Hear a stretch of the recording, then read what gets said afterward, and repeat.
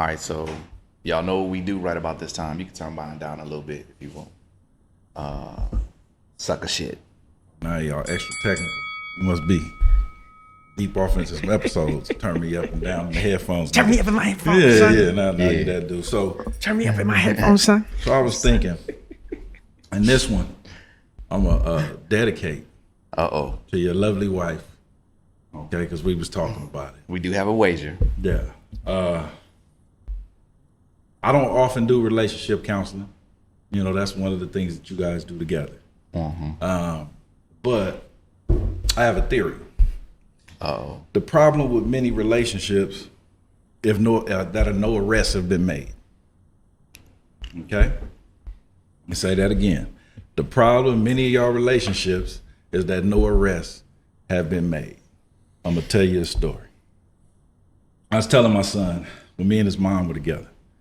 Okay, we living in West LA. This one morning, get a knock at the door. Okay, it's the LAPD. Right, Mr. Towns live here? Yes, it's me. You go by JT? Yes, I do, officer. He said, you need to come down to the station for questioning. I said, any charges? He says, well, the neighbor said it was assault committed on your behalf. And I said, what are you talking about? I ain't touched nobody. He says, no, with all the noise that was going on in this apartment, we know you beat the puss up last night. I said, you don't have to ask no questions. You can just take me away. Where the cuffs at? See, that's the problem with a lot of y'all dudes in y'all relationship. Y'all short stroking. If you have not committed assault on your woman's hips, that's why she upset with you. That's why she cranky. Okay? Wow. So some arrests need to be made. I got multiple felonies on my record. Okay? Call me Peter. So you clean arrest record niggas, you on some sucker shit. Peter the Boom Boom Beater. I wasn't close. What's up, Pete? I wasn't close. So I know she's not going to be close. I had no idea where that was going. I've been thinking about this shit, since Thursday? I made $1,000 bet with Emily. I told her the premise, and I said, if you guess where I go, I give you $1,000 straight up. No, actually, he said 100,000 pesos. Yeah, that's what I said. Okay, rate of exchange. You know what I'm saying? Unless you convert to euro, I'll take that in crypto. Oh man, yeah, I did not see that one. My guess was way off. All right, That was awesome. it was. Truly.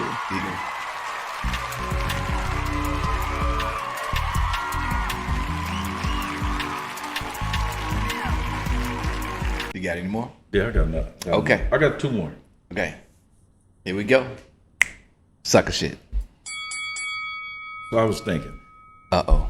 So despite my wide frame, my favorite sport always has been, always will be basketball. Yes, sir. So I was doing a little research. I was high. Okay. And I was doing a little research. Because, you be thinking about stuff. And I was like, all-time leaders and this and that. So check this out. So in the NBA, all-time scoring, they had to write this down too, was Kareem Abdul-Jabbar, 38,387 points. Assists, John Stockton, 15,806 assists. Rebounds, Wilt Chamberlain, 23,924, and then block shots, Hakeem Olajuwon, 3,830. That's the NBA all-time leaders in the major categories. So I thought about my own NBA called the No Bullshit Association. Okay.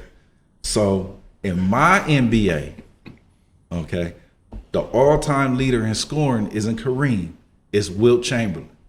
Okay, because they said Wilt in his book, he said he slept with over 50,000 women. Okay, he was scoring like a mug.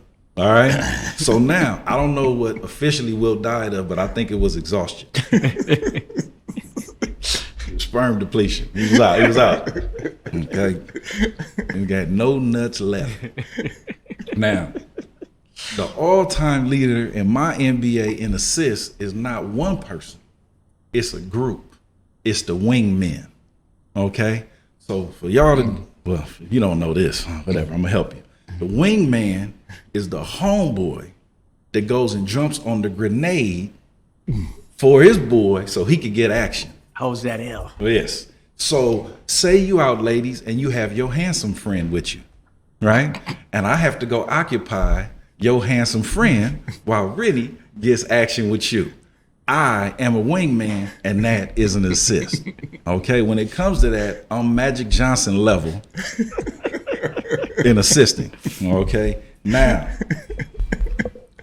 the all-time leader in rebounds, okay, is what I like to call the emergency dude. Okay, he's the fire extinguisher. It always sits in the corner in the glass. You don't break it in case, unless it's an emergency. So who is the dude? He's the homeboy that's got all the girlfriends that he ain't messing with, but he's just around. So when I break your heart, in case of emergency, break glass. He gonna catch you on the rebound.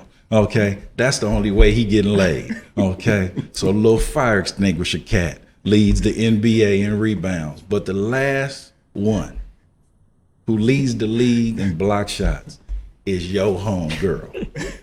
That same homegirl from the assist category is at every bar, restaurant, lounge, club, family barbecue, bar mitzvah, quinceañera, pop-up, okay? She's at every opening and closing, standing next to you, stopping your action. You meet a girl, you vibing, you talking, and oh, here come old Hakeem. You know, she gonna block that shot. Oh, it's time for us to go. I was like, if you don't get your handsome ass away from us right now, okay? So the league leader in block shots is Keisha. Sorry if your name is Keisha, that's just the name I gave you, okay? Keisha has 3,847,204 5, 6 block shots. And counting. Some of these NBA niggas is on some sucker shit.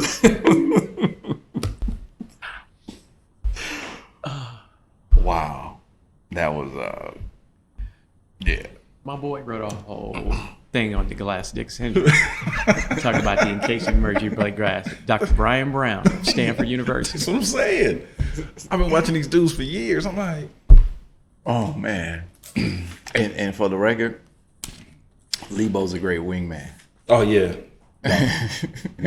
Because he done jumped on a couple of grenades that I witnessed. Hey, man, when you say good dude, that doesn't quantify that cat. You know what I'm saying? It doesn't. There aren't enough words for that. There Not aren't enough words for the ghost. All right. You got one more? He was crushed. He was crushed by the handsome chick.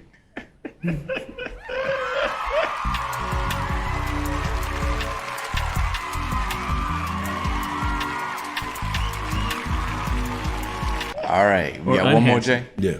All right, cool. So, sucker shit. So I was thinking Uh-oh.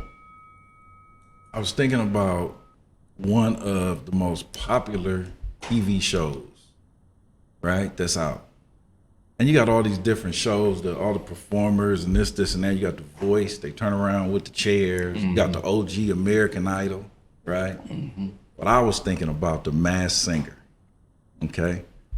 So this will be ongoing. But I was like, I know a couple masked singers. So my first character, okay, this is the dude that grows up in the suburbs but tries to act like he from the hood, right? What's 8 Mile Clarence? Clarence. Yeah. Clarence had good parents. Yeah. That dude, right? With the clan bro. Like your mom is a member of the PTA and your dad's a dentist. Why you got a wife beater on Crenshaw?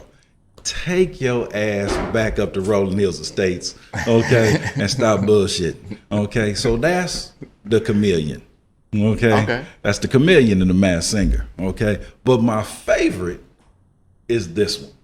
This is the person that wants to argue with you, but they only like overheard one smart line or one paragraph, and then if you ask one or two questions, they can't do nothing else. Shit crumble. Right? Those are my folks that have been in the echo chamber, and then you see them go out and try to debate somebody that read 3 pages of a book and they crushed. Okay, and now they got to go hide in a safe space, right? And get the comfort dog to pet. All right? This is the person that goes, well, I heard. And then you give them the actual numbers and data, and they go, well, where'd you get that from? Oh, well, Google. The Google machine. Right? Well, I heard. Okay, but what did you read? Did you research? Did you read? Did you do anything? So this one is who I call the parrot. Okay, so the parrot is going to be on the Masked Singer. It's going to be more coming, but just know that all the Masked Singers is on some sucker shit.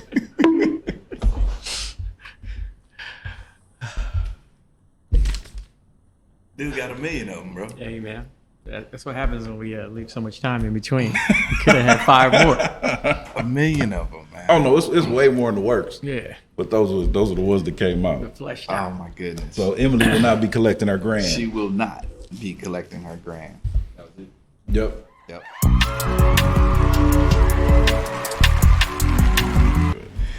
Hey, welcome back to Skinny Black's Lounge. I am the moderator here, Rob, aka Skinny Black, and to my left, Rennie. yep, and to his left, JT, period is silent. Hi, Mom. and as always, we have our special guest to his left, Lebo. my man. All right, man. Hey, hey, welcome back, and we're here in the spot, and we got a couple of exciting topics that we want y'all to dive into. Again, as you hear the topics, please comment, share. I hope it sparks some conversation between you and your peoples. So yeah, hit us in the comments, and what we do, we'll look at the comments. We might even do a part 2 or whatever, y'all commenting on. So here we go. So let's get started. Got a couple of 2-3 good topics today. We're going to start out with the topic of fear. So before we get into it, I want to read the definition. Fear, noun, a distressing emotion aroused by impending danger, evil, pain, etc. Whether the threat is real or imagined, the feeling or condition of being afraid. 2, a specific instance or propensity for such a feeling. Verb, to regard with fear, to be afraid of, to have reverential awe of, to have fear, to be afraid, to feel apprehensive or uneasy. So that's the definition. So just want to drop this in here, a couple of questions. What role does fear play in your lives? In what ways have you recognized, been affected, or overcome fear? And in what ways or how do you embrace fear now? Yeah. It's a lot. Pick one. Dive in. Okay. He I think found fear the- is he found evolved. the dictionary with the longest words for a definition. How you have a definition with 37 letters for a 4-letter word? But go ahead. Apprehensive, reverential, propensity. Yeah, I was like, Oh, man. Hey, you got to use a dictionary Yeah. to figure out what the word what the is. word was. Like, oh man, you sent me down a rabbit hole for a 4-letter word. Hey, you went deeper on fear than we can go with love. That's what's wild. yeah. I think fear, for me, evolved because you have your fear of these unknowns, and you're younger, and it's the not knowing portion of it that creates the fear. And the odd thing about that is what religion does is religion tells you to not fear something, but usually you're fearing what's unknown, and they tell you to not fear the unknown with an even greater unproven unknown. Hey man, you got the Lord. You have God. But they also tell you should fear him more. Exactly. Don't fear this. Fear Fear this. that. And exactly. It's that cycle. But it's not tangible. It's not anything you could put any eyes or see, and it's not physical for you. But yet you shouldn't fear it. So right from the very beginning, it's kind of contradictory because you're getting gaslit in a way with religion in that regard when it comes to fear. And then there's that aspect, that very physical aspect of being a child, and your parents debunking fear by physically showing you things like, turn this light on, look at this, there's nothing there. And so there's a very tangible aspect to facing fear. But also fear is the one thing that we give very little nuance to when explaining. It's the one emotion we say, oh man, don't be scared. Oh, okay. Shit, you said don't be scared. I guess I won't be scared anymore. Fear has zero little nuance to it.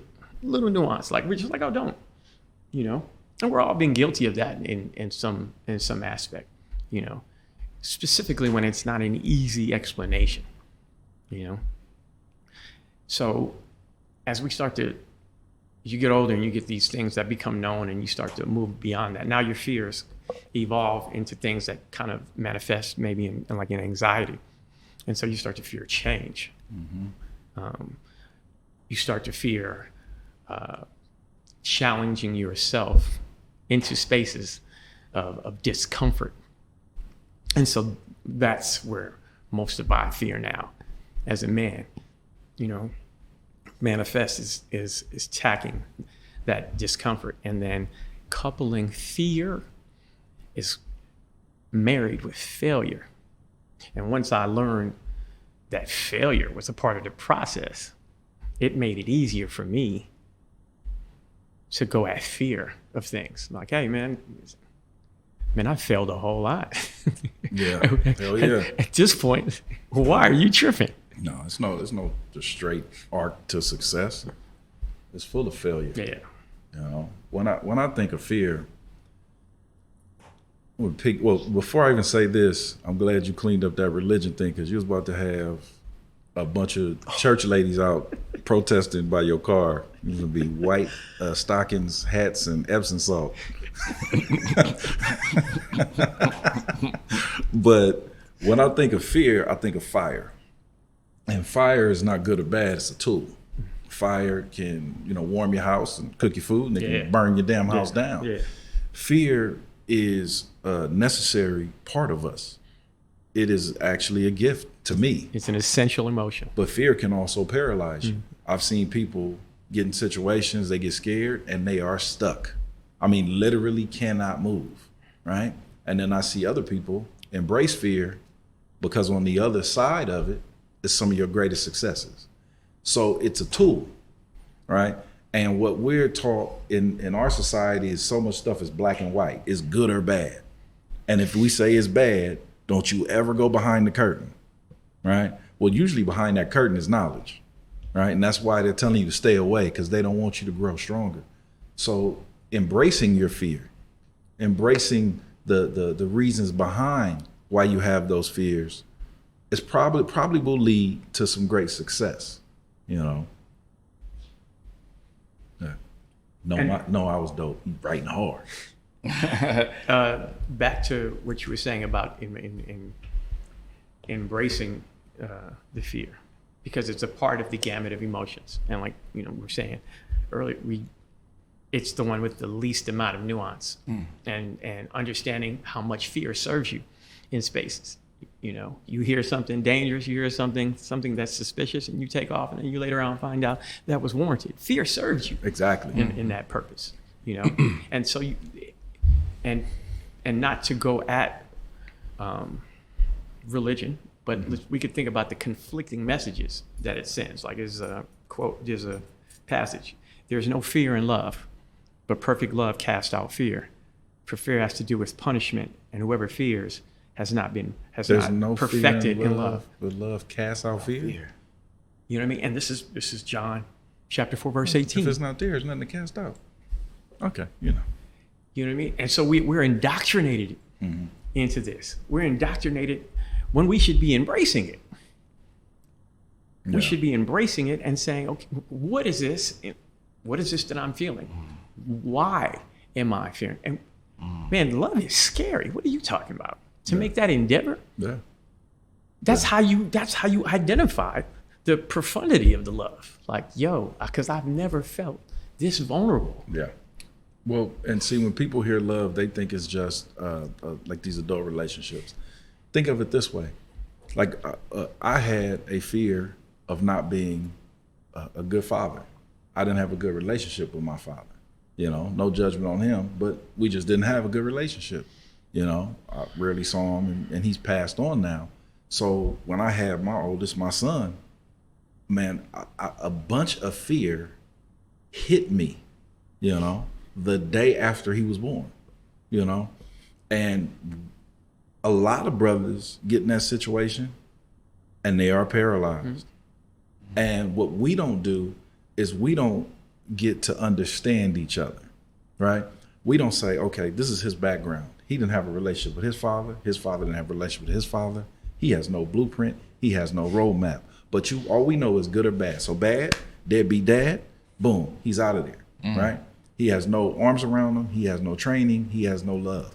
I've seen women in other situations where, well, you got to understand what she's been through, right? And I'm not excusing any behavior, okay? Because I'm an advocate of being a father to your children, right?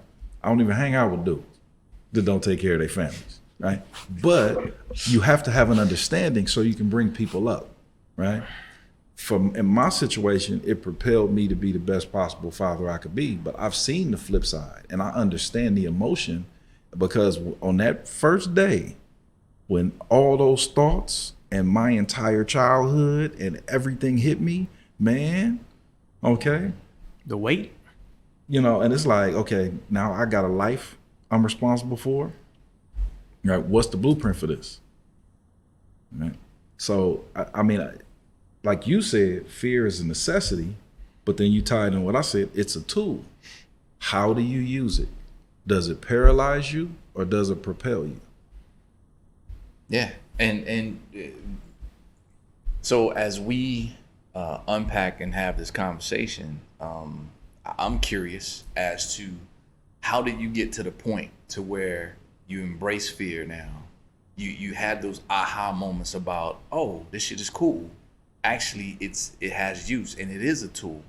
How'd you get to that point? I mean, it's the analysis of your emotions and what's happening to you in the space when it's happening, like what is going on, and then the process that you take to identify what your emotions are and then how those emotions are manifesting in your actions. So for instance, I spent years trying not to be my father, you know, even though I was raised by great men. His absence triggered an analysis of everything that I did, because I'm of his image, I'm of his genetic code. And so that fear was guiding every single thing that I did. And then I had to really examine myself. And, you know, one of my friends was like, man, you're a good dude. And he's like, no, man, you're a good dude. Like he had to just tell it to me in my face, like, yo. And then I had to have an understanding, like, man, I was so busy trying not to be this cat that I was never this dude. I was his son, but I was never him. Yeah, you one-on-one. Yeah. I was never him. And that revelation brought on by my man Calvin, like, yo. One of the powers that fear holds over us is that it has you concentrating on what you don't want to be, what you're not, instead of concentrating on what you are, what you can be, what your vision of yourself is. I had the same thing. I don't want to be like my father, versus what kind of father do I want to be? Bingo. Right? But fear keeps you over here. I don't want to get hit. All right? I'm a boxer. I don't want to get hit. Instead of, I want to learn how to defend myself. Yeah, so much of what we do is addition by subtraction. So what fear will do if you don't confront it is it takes away all of your power. It puts you in a perpetual victimhood state. But if you challenge the fear and you embrace it, you will find your power. On the other side of that fear is the power, right? But we are conditioned to be afraid. We're also conditioned now to be eternal victims, right? If I asked you a question, what are we gonna do about this? And your response to me is, well, they said I couldn't do it. Well, we talking about me and you right now. Right. Well, what's they? There's always somebody behind some damn curtain over here that's stopping us from doing what we're supposed to do. Well, that's fear. Right. And you give up your power in fear. And it's that, don't be scared. Don't be scared. Like that state, don't be scared. You haven't given me any tools to not be scared. That's a dumbass statement. It by the way. is. No, And be scared. Yes. And then address it. Exactly. Because until you confront the fear, you can't overcome it. Right. So there's nothing in the dark, until somebody holds your hand, pulls you over to it as a child and flicks the light on and says, man, there's nothing there. And then you go, oh, but who's triggering that light switch in your life other than yourself? Yeah. Yeah. So you can't overcome it until you confront it. And if you've been told that you shouldn't fear it, how do you analyze it? How do you have an understanding of the nuance of fear? Because you've been conditioned constantly and told that you shouldn't be scared. Well, another lie that we've been told, there's people, well, I'm grown. Okay. In your scenario, the kid needs the parent to flip the light switch and give counsel. Well, just because you're grown doesn't mean you don't have counsel anymore. Right. Now, in a perfect world, you can flip your own light switch. But there are times when, just like you said, your friend needs to remind you, hey, man, you a good dude. I've had to be reminded. Hey, you a good, and I've also been reminded the opposite. My sister told me one day, she said, I love you, but I don't like you. Yeah. Hey. And she was spot on because I was tripping. But that's wise counsel. Right. Right? And how many of us shun wise counsel, and then all we want is confirmation? Out of fear of being told what we are. Some of y'all niggas is preachers looking for a choir. Yeah. Wow. Hey, a man told me one time, and I won't say his name because people may know him. It's okay to be scared, but don't be afraid. So it's okay to have the butterflies. It's okay to recognize, but don't let that stop you. That's what I took from that. Yeah. So it was that nuance piece. It's like, and for years, I always thought about that anytime I got into a situation, from a roller coaster to standing in front of people talking. It was, okay, let me recognize that I am a little scared, but don't be afraid. I ain't gonna die from this shit, right? So that helped me a lot on that nuance piece. Yeah. Well, and you see this in the development of young men, or the lack of development of young men, because they think that bravado, they think that plastering over some of this stuff with aggressiveness, I'm not scared. And they puff their chest out. Like, shit, I'm scared. Man, I'll put a pin in your chest. Okay, all that air is gonna come out, and it's like, no, you should feel that. I feel it. Yeah. Right. But now what we're gonna do with it? We're gonna take that and we're gonna transform it. And we're gonna use that energy and we're gonna overcome. Exactly. And then what you won't have to do after that is it won't be hot air. You'll develop the muscle memory to confront that fear over and over again. And now you're building up that muscle. It's an exercise. My fear was a girl named Letitia in elementary school at Wadsworth Avenue. Oh. She pressed me up against the bungalow and told me that I was her boyfriend. Yeah. Letitia was bigger than me, and I was her boyfriend. I became Letitia's boyfriend. She gave me a necklace, a little charm. All right, I came home. My grandma was like, "Who gave you that necklace?" I was like, "Letitia did."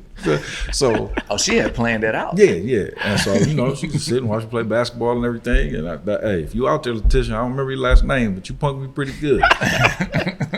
And I told myself after that, I will never fear another woman, okay, in my life. So, Letitia, thank you, okay, with your big ass. She was big as hell in elementary school.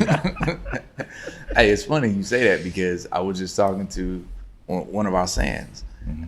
You talked to him too earlier this week. We got to check in and see how that went. And he brought up this specific, he was interviewing for another position in the job. And he brought up specifically, he said, listen, after the interview we had to get in this fraternity, he was like, there's nothing you can do to me.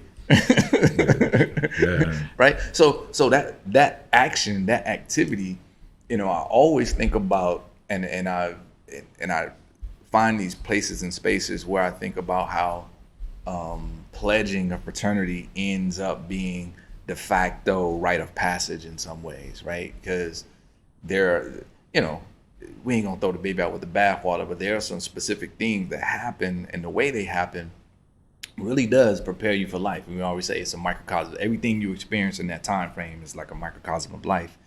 And that interview shit, I was scared as shit, right? But on the other side of it, hell, going through that whole process, scared as shit. Always the night of, what's gonna happen tonight, right? Well, fuck it, we're just gonna do it, right?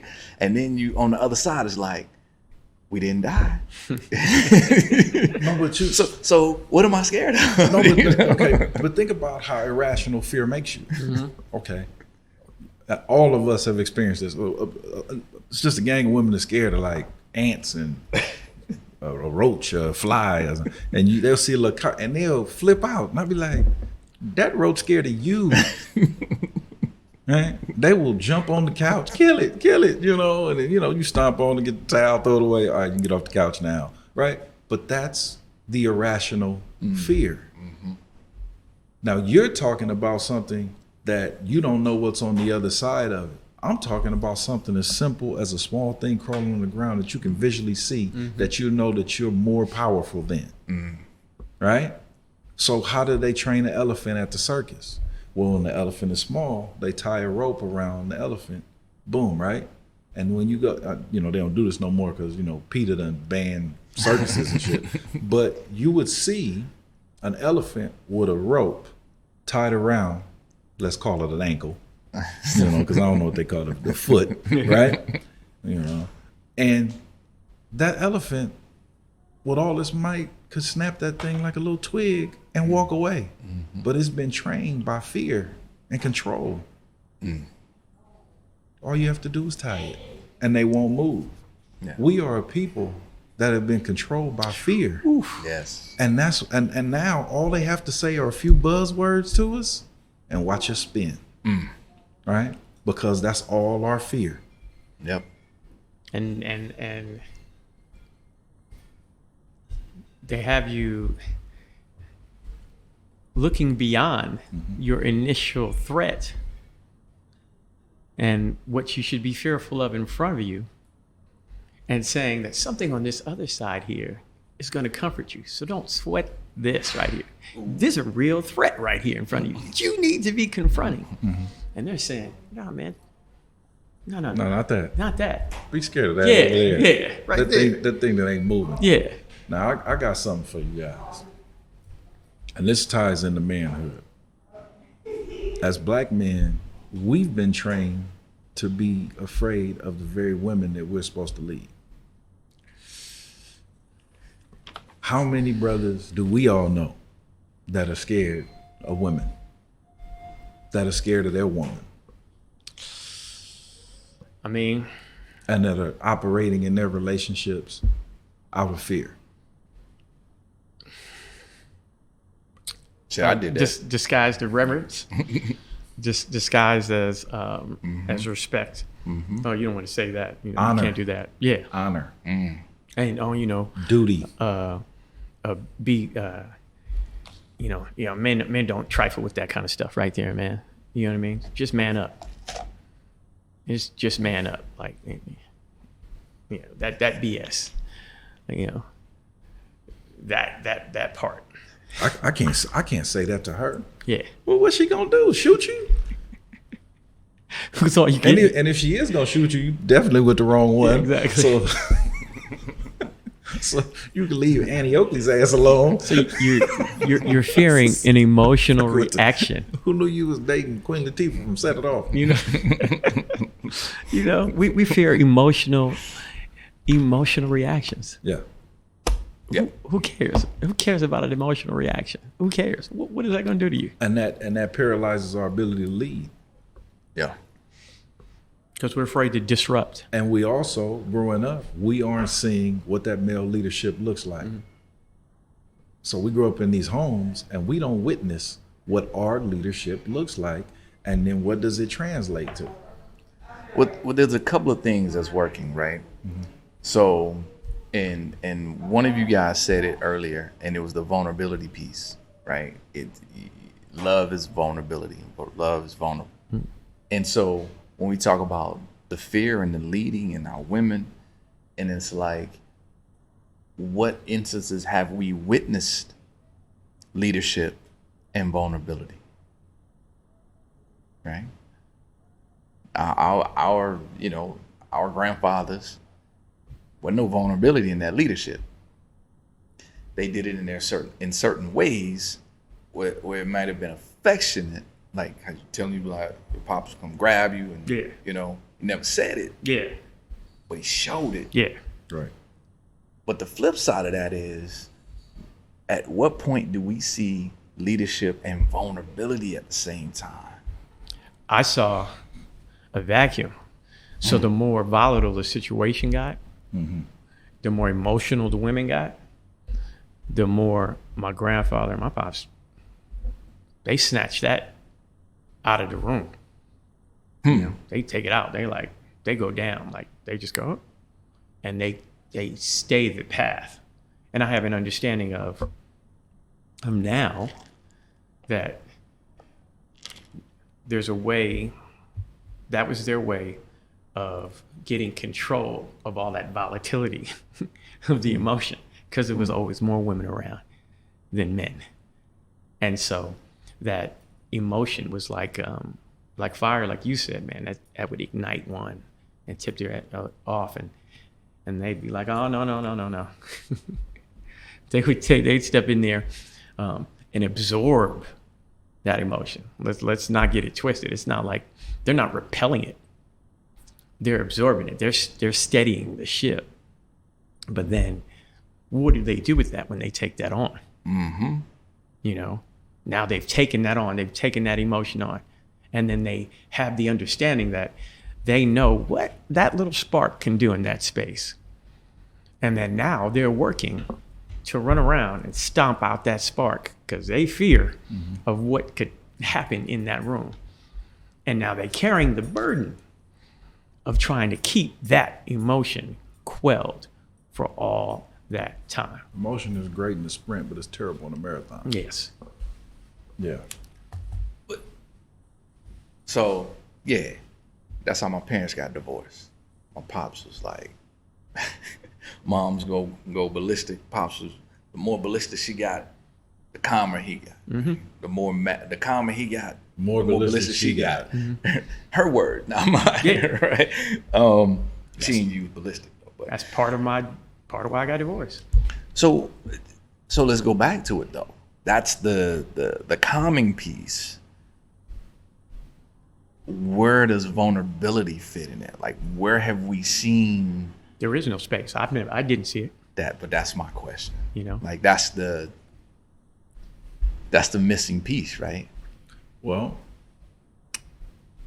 if you, in the situation that we find ourselves in now, it's very difficult, extremely difficult to be vulnerable. If we're talking about in a relationship space, because that's a weapon that'll be used against you at a later date.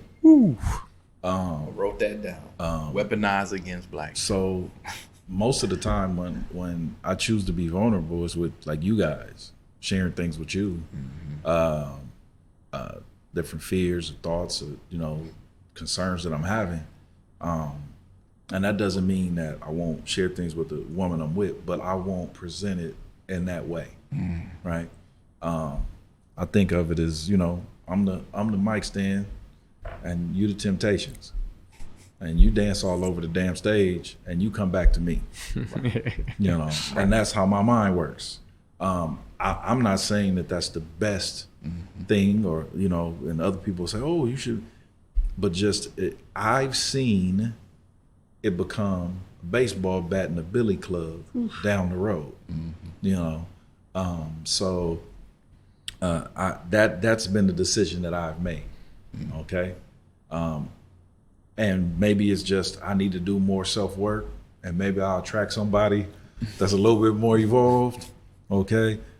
But I don't think that the upbringing and the training that most of us are going through equips us to understand male vulnerability. Or even gives us the space That. to do it. And I mean, I just stopped sharing it to women. Like, you get these, specifically when you're in your 20s, you know what I mean? And then you get into this super intimate space with a woman that you love, 20s, late 20s, early 30s, and they're sharing the most vulnerable things with you, right? And for you, you're taking all that in, and then you're using that in a space of gaining understanding. Yeah. So, hey, man, when I do this kind of triggers this. Even before you knew what these words were, like triggers and things like that. You got an understanding of it. And then what do? You go ahead and reveal something in that because you think you're in the tree of trust. And then in this, you do something. It's going to happen. You do something, and there's a space where you've hurt this woman. It just happens.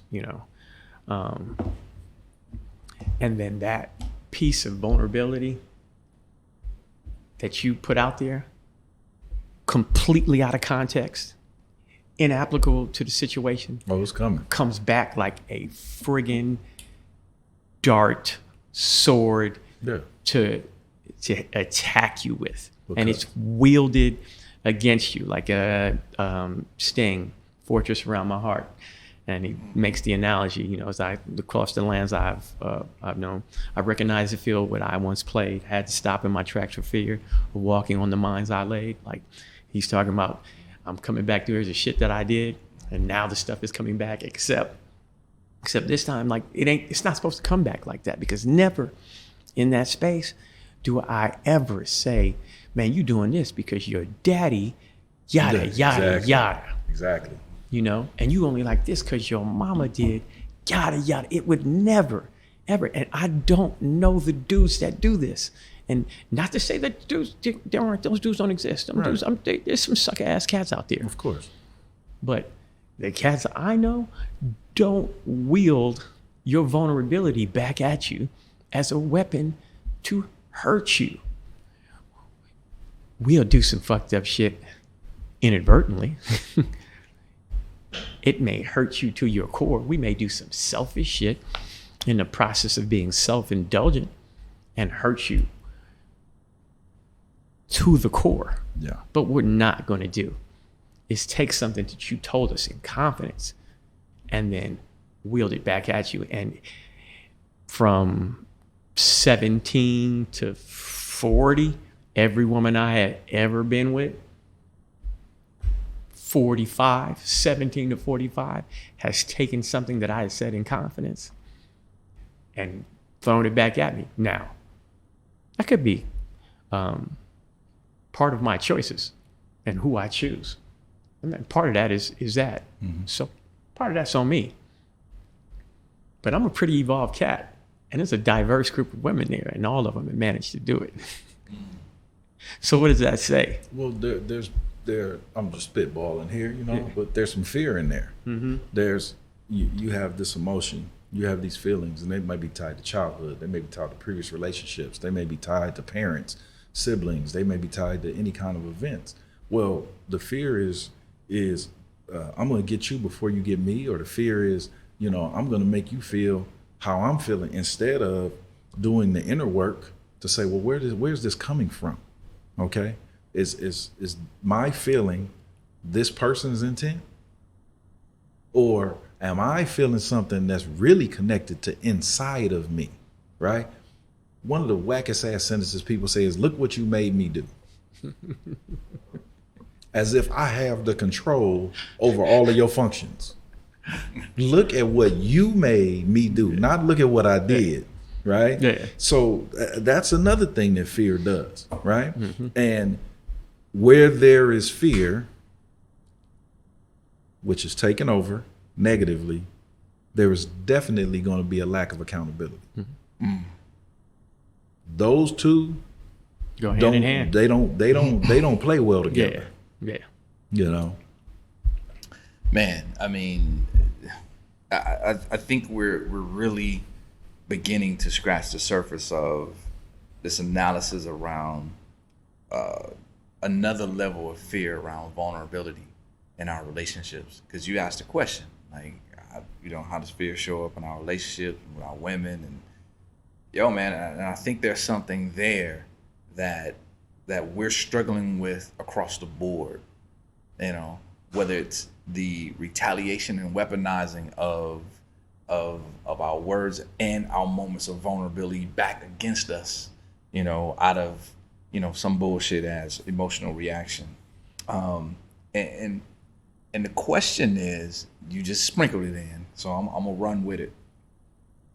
You sprinkled in accountability. So what does accountability look like, or what role does accountability play for Black men in particular? Because I feel like it's different, right? So I'm gonna just connect this before I pass it on and say, in a moment of vulnerability, I'm sharing something then with someone I'm close to and intimate with. They then in turn, outside of that moment, use that and weaponize it to hurt me. Mm-hmm. As an accountable Black man, I am held accountable to how I react or respond to the use of that.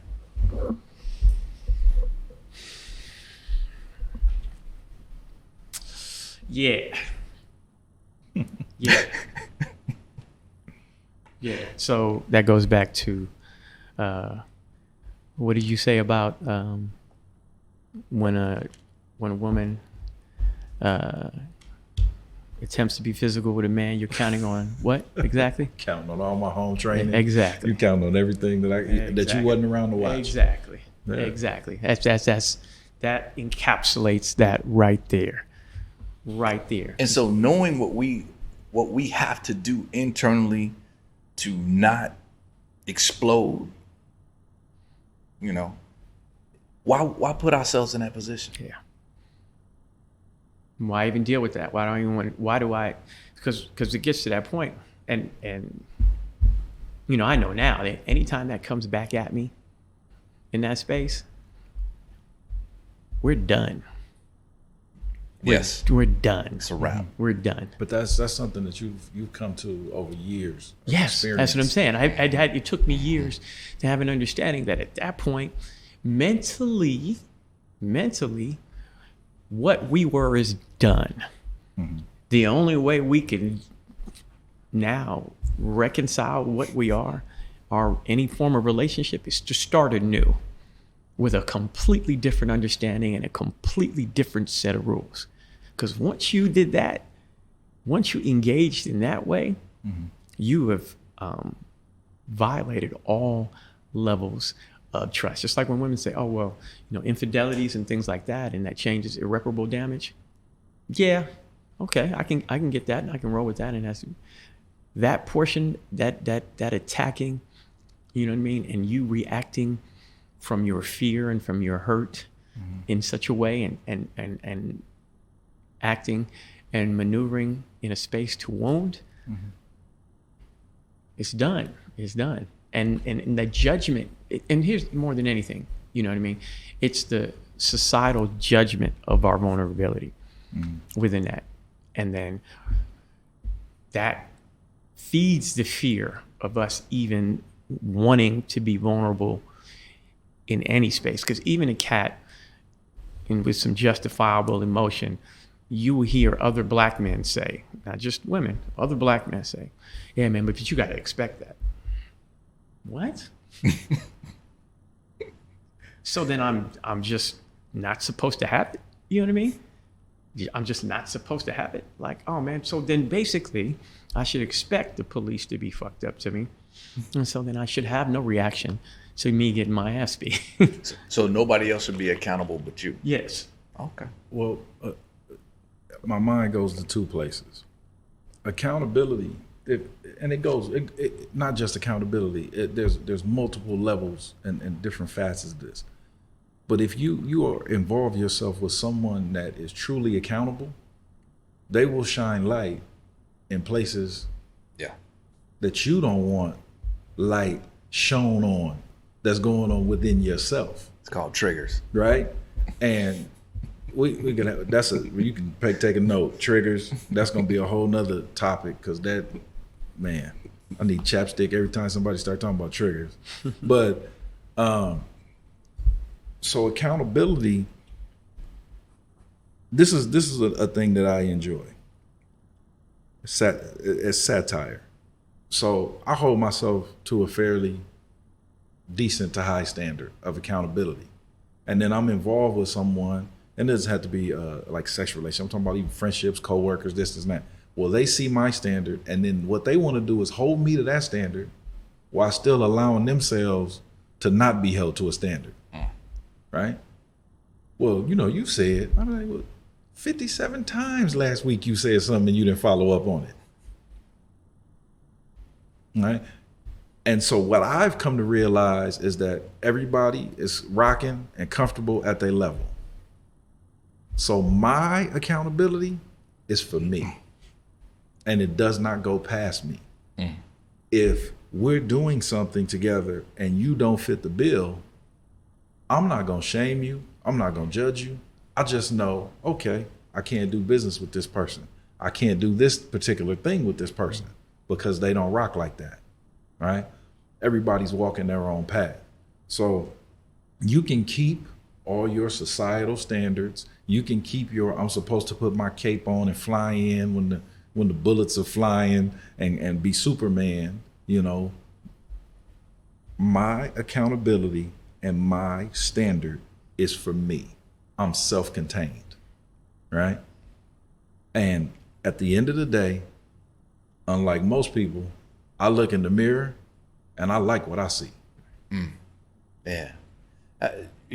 So what's the difference in accountability for black men? And I say that when I hear something you introduced, well, you should expect that. So you should expect some sort of negative shit from the cops. You should expect, your lady to act irrational in a certain way. You should expect, so if you expect it, then why get bent out of shape and prepare for it? And so it's like, oh, so I'm the only one in the space that has to do the self-work. Wow, that's a hard, heavy ass challenge that gets lumped on our back. Yeah.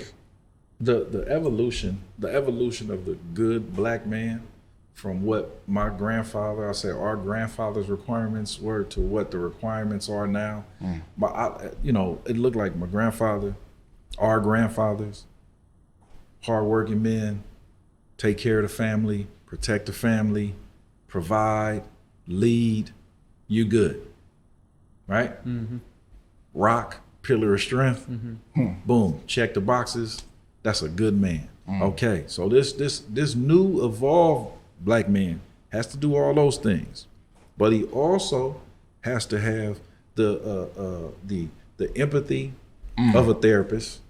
Okay, he has to have the comedic skills of Cedric the Entertainer. Okay, He's got to work hard, but if he doesn't make enough, he's got to get a side hustle too. And then after he does that, got to get home and help with the dishes. You know, he has to also have domestic skills, okay, because we have the thing called unpaid labor now, okay? I thought that was slavery. Not, you know, there was no palm olive for unpaid labor, but that's okay, okay? In addition to that. Mr. Marcus. Right. The kids. I was getting there. In addition to that, he also has to be a sexual just slayer. Yeah. Okay.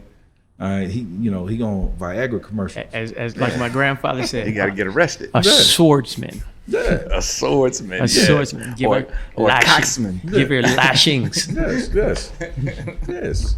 You know, and then you ever seen a job description, and then that last line says and other duties. And other duties So as even required. if you do all Catch all. that, if the person you with has feelings about some other things that came up, Catch y'all. Go ahead and do that You too. got to do that too. and other duties, Yeah. right? And then That's on you. you're a good man. Only then. But most of the stuff on the list have nothing to do with anything that benefits you. The standard of being a good man is what benefits the person that's receiving things. Yeah. So are you really a good man? Right. Or are you a good employee? Good servant. Yeah. Good servant, I good giver. I would say employee, you know, I was Good trying to give him a giver. little more status. Employees get paid. Right. Okay, you took that away. Yeah. All right, I take my employee back. Yeah. You know, but I was thinking, you know, it's a lot of y'all niggas employee of the month. Future sucker shit. Uh-oh. Here you come. Here you come. Man, because, you know, that brings me to the point. If all of that expectation, if accountability is defined and it looks like that for us as black men, 2 questions, and I'll throw the first one out there first. The first question is, what do we get for that? The big piece of chicken. Nope, Yeah, not okay. no more. Yeah. Okay. Well. Yeah. That's what we used to get. Yeah. I don't know. How you get the big piece of chicken when nobody cook? Yeah. When you bring it home. Yeah, It's in a cooking bucket. Cooking is an insult. Yeah. It's in the bucket. It's in the Cooking is a- 12 piece. He didn't marry me for my cooking. Cooking is an insult. Don't you gotta eat too? Yeah. Well, we got to take them out. No, seriously. What do we get for bringing? Ah, man, I'm at that was my to the way table. of saying I have no idea. That was, you know what I mean? Like, I have no idea. yeah, because it's basically saying you should get gratification in service. I'm past the point. I'm past the point at looking to someone else to give a gift, to give appreciation, Affirmation. to give anything. I said earlier, and I really mean it, self-contained. I was having a conversation with one of my aunts, and we ended up having a really good sit down. I got you. And she was talking about, she says, you know, the woman I envision you with, she was like, because you're a provider. You know, I tend more old school, like the men that raised me in that way. And she was like, but you know, you need a woman. She said, you know, you need a woman that's going to appreciate you. Then what was the word she used? It wasn't appreciate. It wasn't admire. It was another level. And of course, because I can't think of the word she used, but it hit me. Revere. Yeah. Oof. She said, you need a woman that will revere you. And that hit me in the chest because I've thought about many of the things I've done for people that I love, and I couldn't even get appreciation. I was like, much less get to the reverence level. And I knew what she meant by revere. Some people, your word, be triggered when they hear revere. Yeah. But here's the thing. If you're with somebody that will love you, protect you, provide for you, that will pour into you, and that is selfless, shouldn't they be revered? I mean, why is it an insult to revere somebody that is that loving towards you? I want my future wife, I want to revere my future wife. And if I don't, why would I want to be married to her? Yeah. Why would I want to walk through this life with somebody that I don't have reverence for? Yeah. So I'd say that your self-contained comment is key, because we're going to do all of the things that we listed, not because it's someone else requires it. It's because we're working to be our best selves every day. We are working to be better today than we were yesterday. Some days we fall, some fall short. Some days we miss the mark, sinning, miss the mark. Someday we smash that shit. He said, Mr. Marcus. Yeah, some days we miss the Marcus. Sinning. That's hitting the mark. Sinning is missing the mark. Mr. Marcus is hitting the mark. Pull the hat down tight. You know what I'm saying? Pull the Keep hat down on. tight. Pull the hat down tight. Wow. But I say all that to say that the things that we talked about today that we do, the self-contained piece is correct. Is to me is spot on, because and I tell clients this because I had to learn it. Everything you need is within you. Yeah. And if everything you need is within you, then the accolades, the accomplishments, the adoration, the reverence you'll find in the mirror. And that's not to say that getting the compliments and getting that admiration isn't good, nice to hear. No, I But hear if that. but if it never comes, right? Right. Like, I don't need anybody to confirm what kind of man I am. Mm-hmm. I don't need anybody to confirm what kind of father I am, what kind of friend I am, what kind of son I am, what kind of brother I am. Mm-hmm. I know what I am. Yeah, it doesn't right. mean you won't have low moments, but you have a full understanding of what you And are. here's the key to knowing who you are. Right.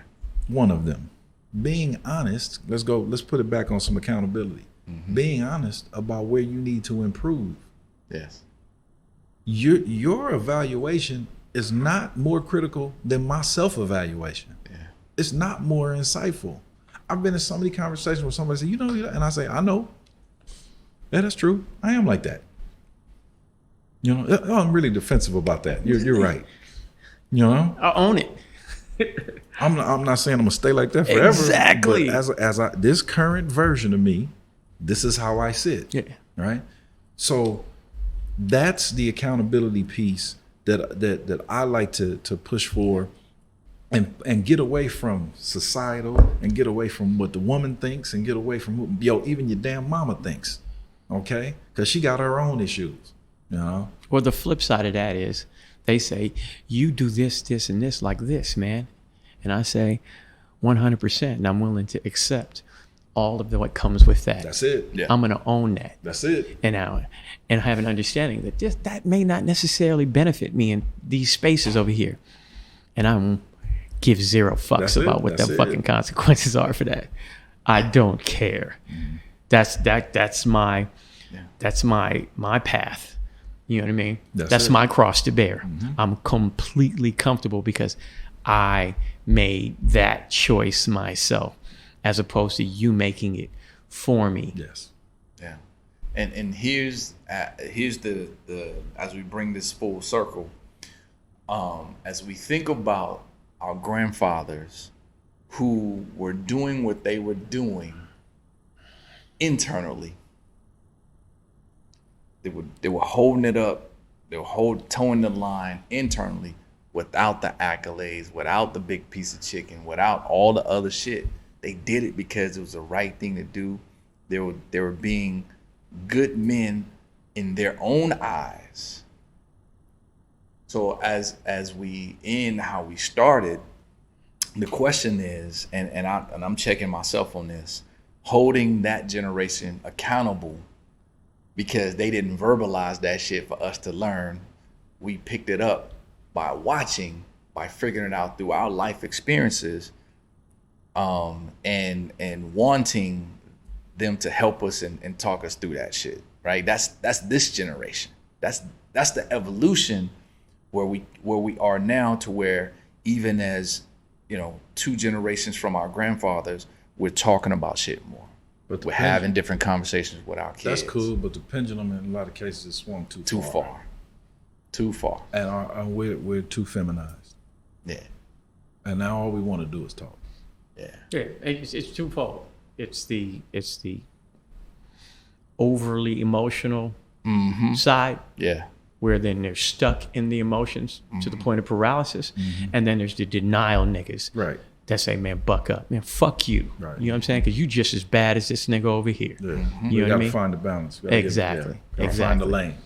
Exactly. Yeah. And for the ones that are here, you got to bring them this way. For Yeah. the ones that are here, you got to pull them this way. Exactly. You got to find the balance. Yeah, cool. You know? I'm over in denial of what's going on with me, homie. Yeah. You know what I'm saying? That doesn't do anything for me for the greater good or anything like that. I'm over that suppression of what that is, because that is toxic and that will kill me. No, you acknowledge, and you march. Yeah. Yeah. You don't suppress. You acknowledge Yeah. it.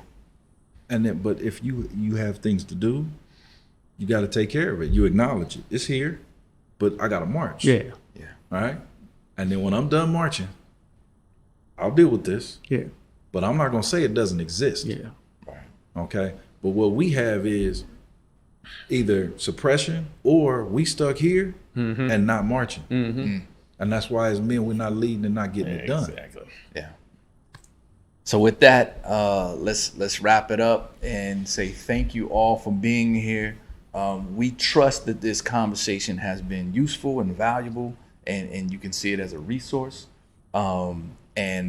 Listen, however this lands with you, please give us some feedback. Give us some feedback in the comments, and share, and hopefully this conversation could be a place where you can build off of with other men, and for those who and for our women, and hopefully you got some insight about how we tick and how we move and how we maneuver. So with that, I like to say peace out, big ups to my man Dio behind the boards, hey, like, subscribe, comment, share. Skinny Blacks Lounge, we out. Peace.